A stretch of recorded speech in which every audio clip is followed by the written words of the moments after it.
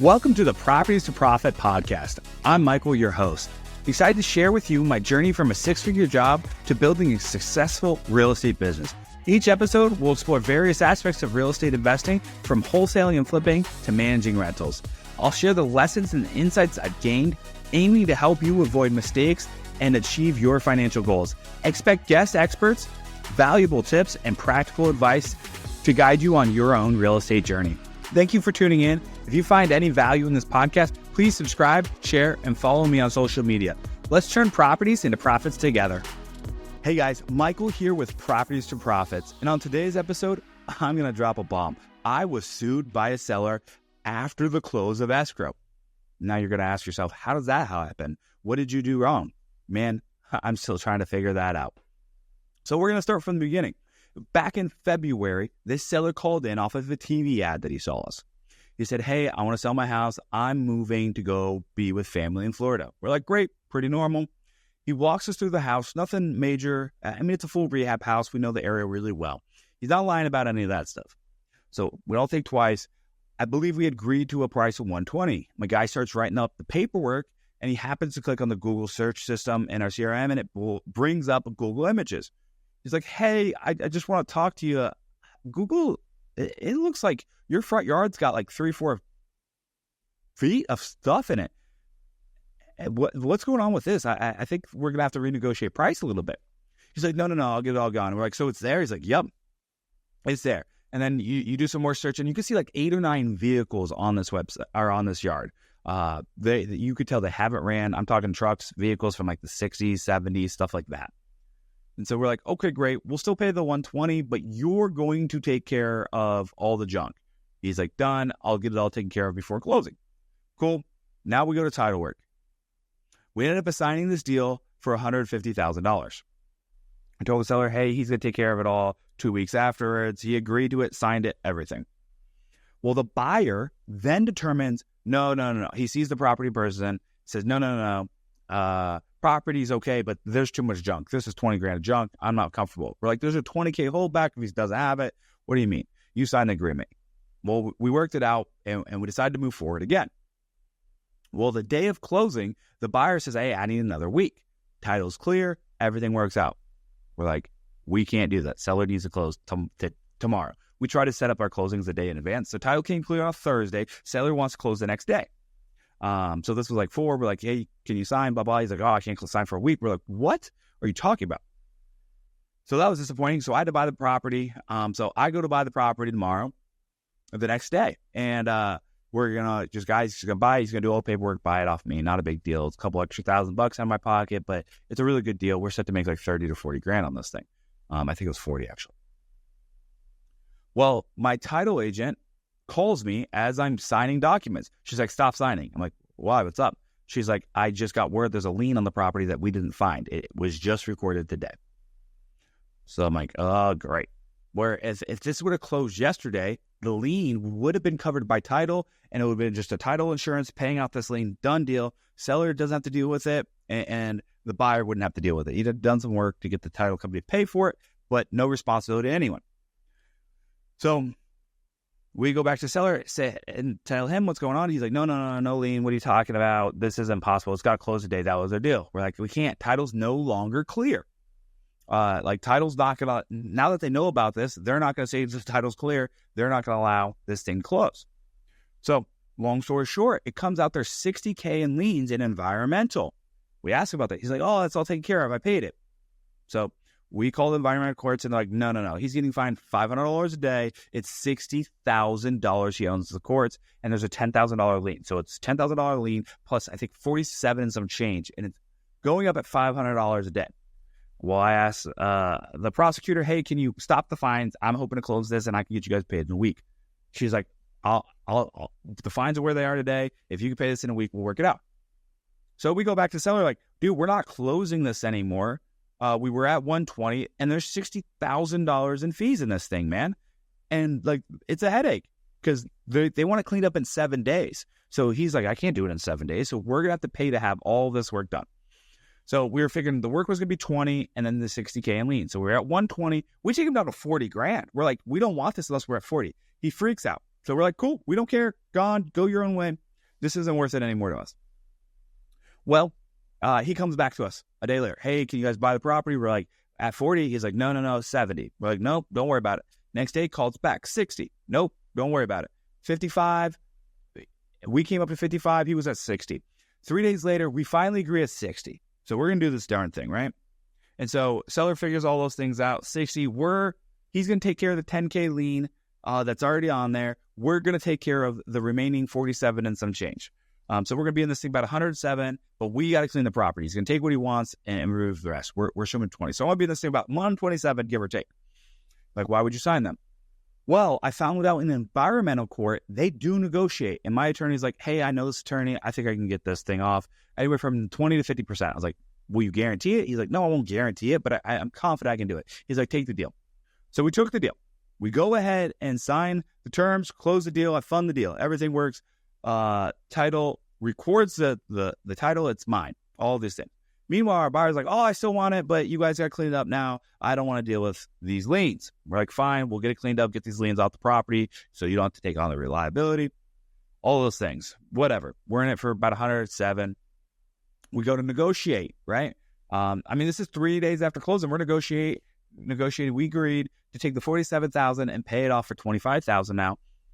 So a $23,000 or $22,000 drop, right? So we're going to be in this property for give or take $85,000 plus the clean out fee, which we're guessing still going to be about 20. So we're going to be in about 100. All right, I'm sorry. We're in it. We bought it for 60. The fees we thought were 47, so we're in it for 107. Well, the fees got dropped to 25 or so. So now we're in it for 85, and then we got another 20. So we're back in it for 105 with clean out and stuff. So we're like, we're cool. We got it assigned at 149,000. We're going to make a cool $40,000 after closing costs. We're okay with that. Like, it is what it is. A little bit of a headache, whatever. Title company calls me and says, hey, this guy wants to unwind the deal. What do you want to do? I'm like, what are you talking about? This thing's been funded, everything. He's like, well, he never picked up his check, all of these things. Like, I care. Like, mail the check, right?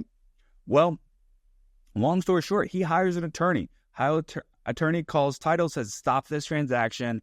My seller didn't want to do this, all of these things. They're like, time out. He called us. I've got 40 plus recordings of this guy wanting to do business with us. Well, he didn't speak very good English, supposedly. I don't know.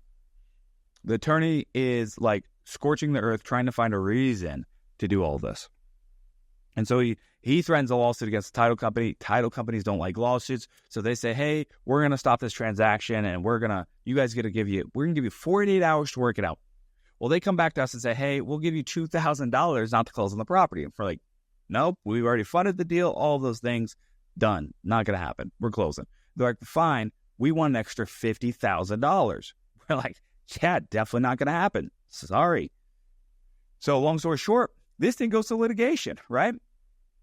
Well, we tell them, hey, look, we will settle. We want this thing done. We want to sell it before summer. Like, summer in Columbus, Ohio, things slow down.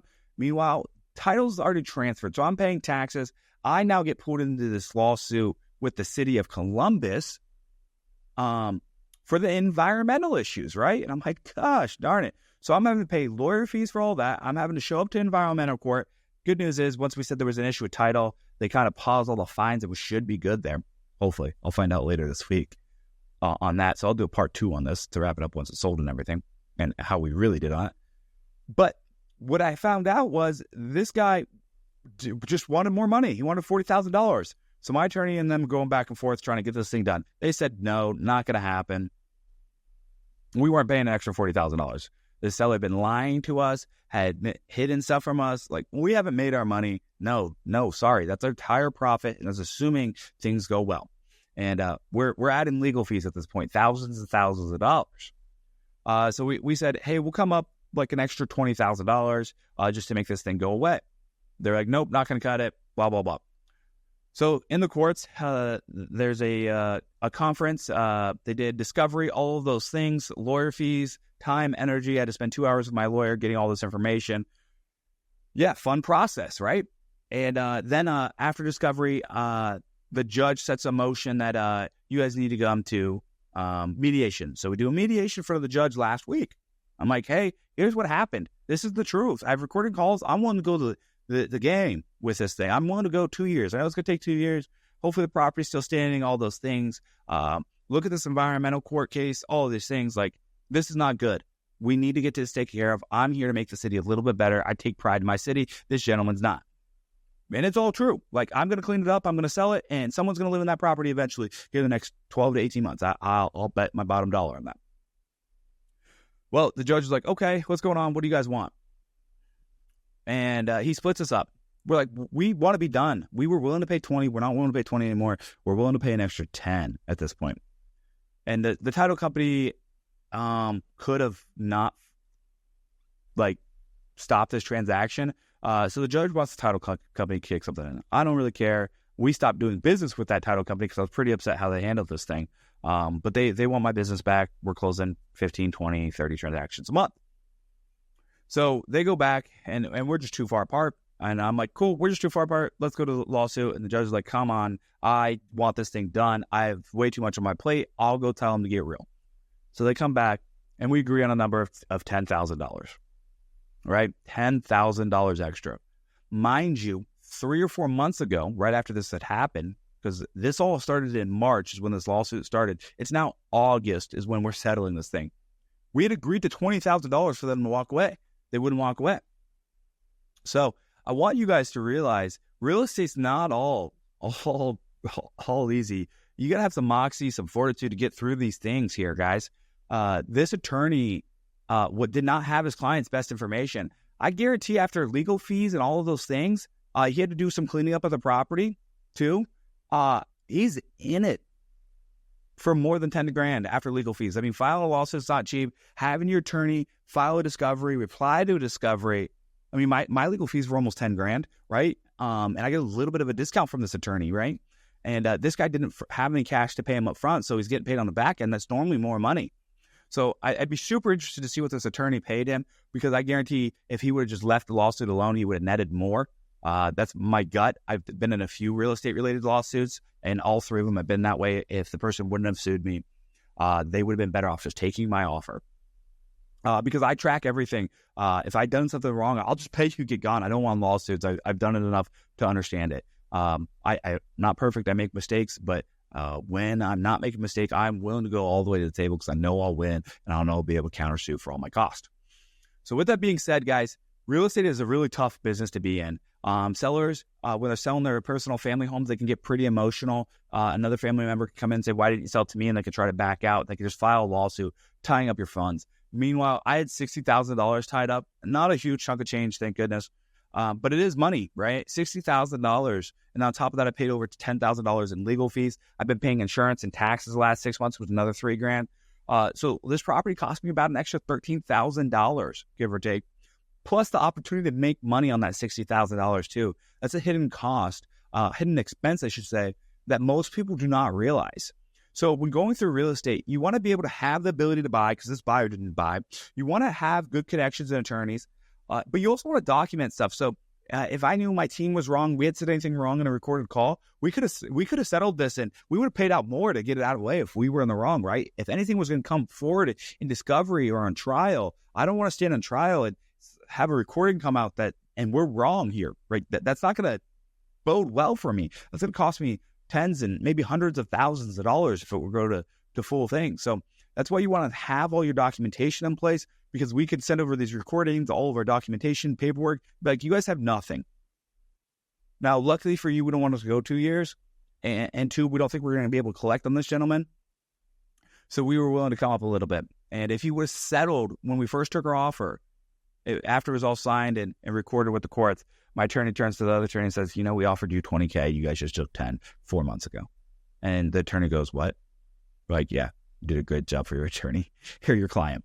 So attorneys don't have your best interest in mind most of the time. I've found they're trying to line their pockets. So always make a smart business decision. Typically lawsuits are typically ego-driven is what I have found. And in my experience, every single time I've been sued, it's someone else was in the wrong and they just didn't like their decision and they were trying to undo it. And it just doesn't work that way. If you make an agreement, you sign on the dotted line, it is what it is. You got to move forward with it. So just be a person of integrity, right? Because in this industry, people will challenge that a ton, and it is super difficult. And it's in business in general, I've found. So what I encourage you guys to do is don't let this scare you, but let this know that, hey, tough things will come your way and you can overcome them. Like this lawsuit, this is still going to be a pretty good deal for us, I believe. I'll get some photos and attach it to this recording here. But I'm super excited to share more details with this. We're hopefully going to have this one listed by the end of the month here in August. And hopefully it sells in September, guys. So I will keep you in the loop on this one. Appreciate y'all. Hope you guys have a great day. Hopefully you guys learned something. If you guys have any questions about this, shoot me a message on Instagram at realestatemic02. And if you wouldn't mind screenshotting wherever you're watching this or listening to this, YouTube, Spotify, Apple Podcast, and just sharing it, tagging me on Instagram. Once again, that's realestatemic02. I'd greatly appreciate it. Hope you guys have a great day. I appreciate you guys checking out the podcast here. Thank you for listening to the Properties for Profit podcast. I hope you found today's episode valuable. If you enjoy the show, please subscribe and share it with others who might benefit. Follow me on social media for more updates and tips. Until next time, keep turning properties into profits.